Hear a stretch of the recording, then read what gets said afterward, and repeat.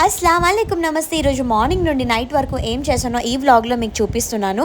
డేనే కొంచెం లేట్గా స్టార్ట్ అయింది. 11:30కి అలాగా బ్రేక్ఫాస్ట్ చేసి వంట నేనే చేస్తానని చెప్పాను. ఈరోజు 2 డిషెస్ నేను ప్రిపేర్ చేశాను రైస్తో పాటు. బెండకాయ కర్రీ అలాగే మటన్ కర్రీ అనమాట. చాలా టేస్టీగా వచ్చాయి, తినేసాము. ఇంకా నేను కొన్ని డిషెస్ ఉంటే అవి కూడా వాష్ చేసేసాను. ఫ్రెష్ అప్ అయిపోయి క్లోత్స్ కూడా నేనే ఉతుకుని ఈరోజు చాలా పని చేశాను అనిపించింది. ఇంకా ఫ్రిడ్జ్లో ఐస్ క్రీమ్ ఉంటే అస్సలు వదలనబ్బా నేను. ఏదో తినేయాలి, అది అయిపోయినంత వరకు మనశ్శాంతి ఉండదన్నమాట.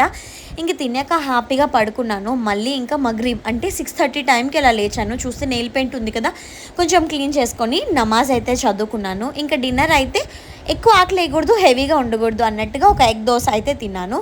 ఇంకా రేపు శ్రీకృష్ణ జన్మాష్టమి కదా, దానికోసమే నా జ్యువెలరీ అంతా ప్రిపేర్ చేసుకుంటాను. ఎందుకంటే నేను రేపు ఆఫీస్కి రాదలాగా రెడీ అయి వెళ్తానమాట. ఆ లుక్ అంతా మీకు రేపు చూపిస్తాను. ఇంకా మజ్జిగ తాగేసి పడుకున్నాను. Thanks for watching.